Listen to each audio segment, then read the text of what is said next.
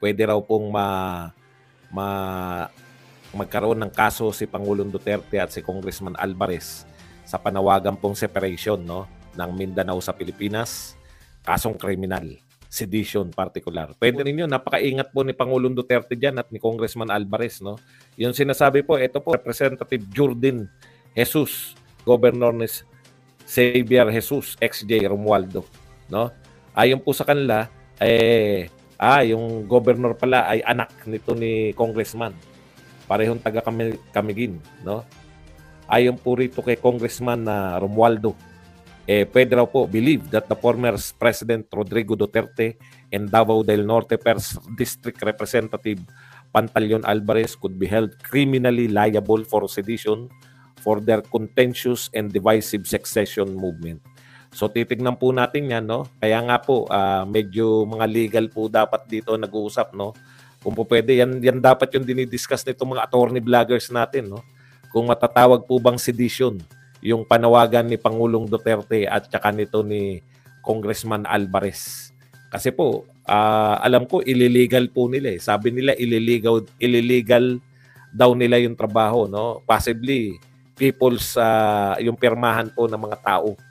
Magbibigay po ng pahayag yung mga mamamayan, no? So, ito po, si Pacquiao pala, ayon kay Pacquiao, hindi rin siya sang-ayon dyan. Dyan sa separation movement ng Mindanao. Kaya po, maganda po yan, at least pinag-uusapan po ng mga taga-Mindanao, no?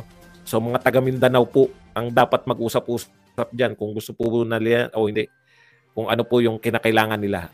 Iba kasi, yung inciting to sedition, sa pagkakaalam ko, eto po kasi, pagkakaunawa ko yung pahayag ni Pangulong Duterte, dadaanin nila sa legal na paraan. So kung legal yung paraan, paano mo kakasuhan yung kung legal? Pero siyempre, dahil hindi naman tayo abogado, titignan po natin yan, no? Susubaybayan natin. Pero ako sa tingin ko, dapat lumahok yung mga taga Mindanao dyan sa usapin na yan. Okay? At hindi lang po mga politiko. Tama po yun, no? Hindi dapat mga politiko lamang ang nagpapasya sa ganyang kabigat na panawagan. Kasi kung kaming Taga-Luzon ang tatanungin, ayaw namin kayo mahiwalay. Kasi ako, selfish reason. Gusto ko maging presidente na susunod, taga Mindanao. Yung babaeng nagngangalang Sara Duterte. Okay? Pag-usapan po natin yung iba pang tweet. Ito po. Sabi po nitong Aleta na may kulay pulang puso. So alam nyo na yan, no? Ito po ay malamang, BBM Sara 2022. Okay. Hindi yata suportado ng mga DDS vloggers si Inday Sara. If she can't even unite her supporters, paano pa ang Pilipinas? Aba, yun pala ang papunta. Doon pala kayo papunta. Doon pala kayo papunta yung rally na yan na tinitiran nyo. Hindi raw kayang suportahan mga vloggers. Actually, hindi po namin alam eh. No? Hindi po namin alam kung sino po nag-organize niyang eto si Parak, naroon to si Parak eh. Parak, linawin mo nga, sino ba yung nanawagan niya na rally? Kasi po, galing kami ng Davao. Kaya po may leaders forum. Yung mga Duterte leaders, no? Na naatinan po natin. Ay para po sama-sama yung maging pagkilos ng mga Duterte, hindi po watak-watak. Ito po, definitely, hindi po yan kasama doon sa... Kaya kita nyo yung mga personality doon na nakita nyo sa Davao, Baste Duterte, Sara Duterte, eto sila Harry Roque, sila Glenn Chong, yung mga sila Ka Eric, no? Wala po dyan. Ibig sabihin, hindi po kasama yan sa kabuuang plano ng mga leader ng mga Duterte, no? Kaya hindi po pwede na sukatin nyo po dyan yung suporta ni Sara Duterte. Alam ko na parang alam ko na to kung saan patutungo to no? Kaya nga kino-question ko Kung hindi ko kilala itong nananawagan na to, hindi sila vlogger ng Duterte, sino po yung mga nanawagan na yan? Para po, tapos, kumbaga, hindi nyo ba napupuna? Tapos ngayon, mas nakasubaybay pa yung mga taga-Twitter na BBM supporter. Mas alam pa po nila yung magaganap na rally kaysa po sa mga Duterte supporters. Hindi ba kayo nagtataka kung bakit mas alam pa ng BBM supporters na may magaganap na rally sa Liwasang Bonifacio kaysa sa mga Duterte supporters? Huwag pong lahat ng panawagan ay akalain nyo na, di ba? Yun po yun eh. Meron na pong leaders forum yung mga Duterte, no? Na gumagawa po ng aksyon. Para po sa aksyon, kayo madali lang naman ispilengin yan eh. Tapos,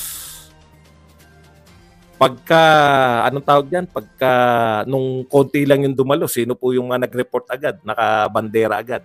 Panay mga BBM supporters din. Ano po yung pinananawagan doon nung nagsasalita sa press? Pangulong Marcos. Panay Pangulong Marcos din. Hindi po ba? Wala pong bumire. Hindi ba kayo nakakahalata?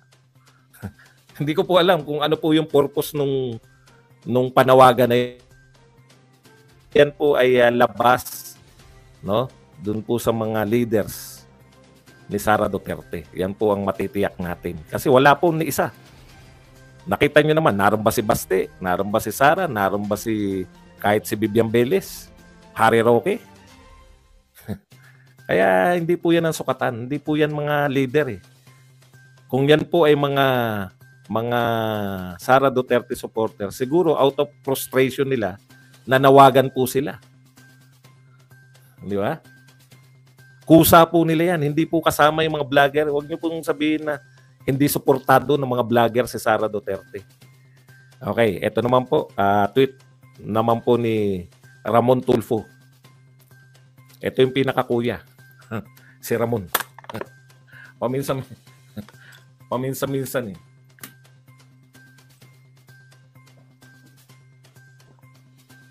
Mga grupo po to na nagkukusa. Siguro bad trip na bakit yung inaapi si Sara. Hindi po, wala akong na kitang sikat na vlogger na nanawagan eh. Okay. Sabi po ni Ramon Tulfo, di pa naman dumating sa puntong nagkikilos zombie si Digong. Pero marami ng beses na siya'y nagrarambol o paulit-ulit ang sinasabi na walang katuturan. Napakinggan ko ang talumpati ni Digong noong linggo ng gabi sa Davao City. Parang wala nga si Digong sa sarili. Alam po ninyo, ito po yung no? Ito po yung mga tao na may pangalan, tapos willing nilang itaya ang kanilang pangalan, no? Kaso ang problema, Ramon Tulfo, nanood po yung marami mahihilig sa politika eh. Napanood po namin. Ako mismo naroon ako. Isang hagdan lang po ang diferensya namin ni Pangulong Duterte. Yun po ang isa sa pinaka maayos na speech ni Pangulong Duterte. Wala po yan sinasabi yung paulit-ulit. Wala po yung sinasabi yung parang wala sa sarili. Kayo po, yung mga nanood sa computer, no? Nakita niyo po ba na si Pangulong Duterte nag-uulit-ulit? Nakita niyo po ba na parang wala siyang sarili? Isa po to sa pinakamagandang speech ni Pangulong Duterte na narinig ko. Ang haba po, tuloy-tuloy. Bilib na bilib nga kami dun sa baba. Sabi ko, husay naman ito ni Pangulong Duterte. Wala pa pong binabasa yun. Hindi ko alam. Nakatingala kami. Hindi ko alam kung dun sa pero tuloy-tuloy. Huwag naman tayo magbulahan na Ramon Tulfo, no? Nakita po namin eh. Nasaksihan namin eh. Tuwan-tuwa yung mga taga Davao sa kanya. Maayos po. In fairness po. May napapanood talaga ako na si Pangulong Duterte yung pag mga impromptu siguro. Pero ito, mukhang pinaghandaan niya, alam niya yung structure ng kanyang speech. No, tuloy-tuloy po. Hindi po paulit-ulit. Pasensya ka na. Ramon Tulfo. Hindi po ganyan yan.